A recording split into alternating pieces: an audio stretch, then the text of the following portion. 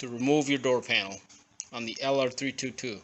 You may be removing this door panel for many different reasons. Either sometimes this door handle cable breaks or unhooks, exterior door handle, the speaker service, or the master switch here. But this is the procedure how to do it. So to remove the inner door panel on an L322, there's just a few tools you're going to need. Some type of a flathead screwdriver to insert in here. There's a button. Normally that doesn't fall out. It does have a plastic insert to hold it in, but this one's been taken off a few times, so it fell out.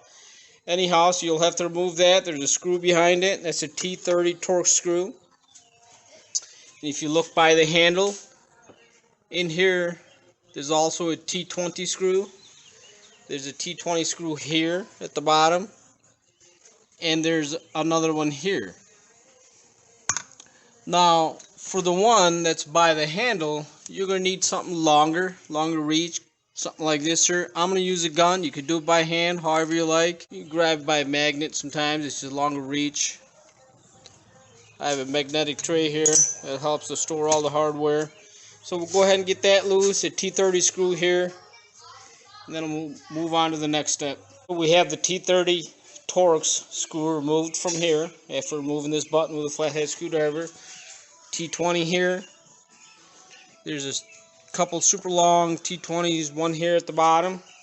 If you're looking at the door panel that way, it'll be opposite, obviously, if you're doing the other side of the vehicle. And Torx T20 here also that are loosened up. So we'll go ahead and remove those and put those away. Now the rest of the door panel itself is pretty much snap-in. So you're going to need some type of a tool. I have a door panel tool. This is a Matco one. You can use a screwdriver if you don't have something like this. This just makes it easier to pry. You have all the screws off. Take your pry tool. You want to insert it at the bottom. You can use a rag if you don't want to scratch up the paint. And kind of give it a pull all the way at the bottom here. And the door panel will release just like so. So it's all loose at the bottom. You can see through the bottom. It's just push pins that lock it in at the bottom here. So once you have all those unlocked, just by pulling it out, you should be able to release the door panel from the door. Now it's just a matter of pulling it up, making sure you have all the door pins released from all sides. You can hear them unsnapping as you pull on them. And those will release. Same thing for the speaker here, or the tweeter. You also need to unsnap that out. All you really need to do is pull it on this end up and over the rubber seal here, and that'll release this cover.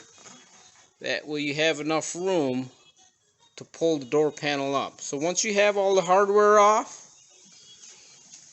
and that corner piece pulled away from the rubber seal, that all that holds that in. There's no screws or anything holding it in. It's just the lip of this that goes up and over this rubber seal, and that's what holds that in. And that locks in right here in this ridge here. So once you have the door panel hardware off and pulled away from the door at the bottom with your pry tool, screwdriver, what have you, next thing you want to do is up top here, you want to pull that away. There's clips here. So this metal bar with the seal for the window is not part of the door panel. The door panel actually is a separate piece from that, and it will unclip from these clips once you pull it apart towards the inside, from the inside of the vehicle. And you can kind of see the door panel is just hanging now. Not a good thing. It's actually just hanging off the wires in the back. So we'll just be unplugging everything from behind the door to get the door panel completely removed from the door. It's useful to have something at the bottom to support the door panel. I'm using a stool. Because now the only thing holding it is the wires. And of course the the door latch cable, which unhooked itself. So you kind of want to support it at the bottom while you're unhooking everything.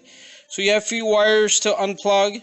There's speaker wires, and there's wires going to the master window switch here. And they're fairly easy to unhook. This is a BMW system, mostly on this particular truck. So all you're doing is pushing that in and unlocking this tab backwards this way, and that releases just like that. And same thing with all the other connectors just about behind here. My apologies for kind of a bad picture here, but I'm behind the door panel. But you want to pretty much unplug everything that's going to the door panel, including the speaker and the master switch. Cable for the door handle goes, that's what's hooked up to here. That also needs to be unhooked. Mine, once I pulled the door panel, it kind of unplugged itself. Basically what locks it in is this tab here. If you have to, it doesn't come unplugged, take a screwdriver and push this out this way. It unhooks and the whole thing unplugs right out of there. So we're going to unplug all the wires and all the connections to the door panel and completely remove the door panel at this time. Depending on what type of service you're performing and needing to remove this door panel, if you're doing the switch, obviously you would be removing a couple screws. There's one here, there's one on this end, and that gets the master switch out of the door panel. You can remove this door panel completely away by unplugging everything. Once you have the door panel apart from the door, there is a styrofoam cover, silencer type of a cover that's glued onto the door, and just pull that away and you have access to the door itself. Now at this point I had the window down, so I will have to have the window up. So that's why I've left everything kind of, at least the master switch, plugged in. I'll plug this back in so I can put the window back up, and I can see what's going on with the door.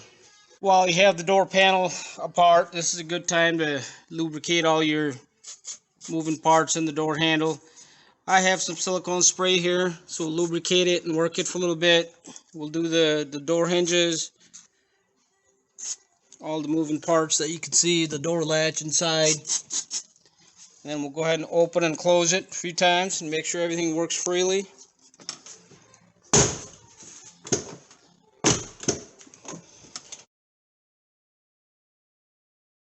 Before you put the door panel back on, you want to make sure all your pins are on. I had a couple broken ones, so I ended up replacing them. And also you want to make sure you plug in all your connectors for your master door switch, or the window switch. There's a total of 7 connectors. There's 1, 2, 3, 4 on the master switch. There's one on the speaker. There's one here. Okay. And there's one for your puddle light at the bottom. So that's the wiring you have here. You want to make sure everything gets plugged. And obviously you don't want to forget your interior door handle. The way that works, it just slides right in. There's a tab in the back of it. You can see it here. That's what locks it in. So when you put the door handle in, you want to just slide that right in here, and that tab locks right in here. So you push it, so you slide it here and push it right back. And once you have all your connections made, you want to just go ahead and hang the door, or hang the door panel right onto the door. Now on mine, this insulator, they had that sticky stuff behind it. That was pretty much gone, so I ended up taping it with some aluminum tape, creating a good seal. So let's go ahead and put this door panel back on. So we have our door panel back on. Remember, there's one screw here, T30. There's one here, right in between the handle here. And you want to check your handle, make sure that's all linked. There's 2 screws here. The longer screws are here. I believe they were T20 or T15, what have you. Anyhow, the shorter screws here, the 2 longer are at the bottom. That's the only screws that are on here. So we got those back in. You want to check the function again, make sure everything's linked.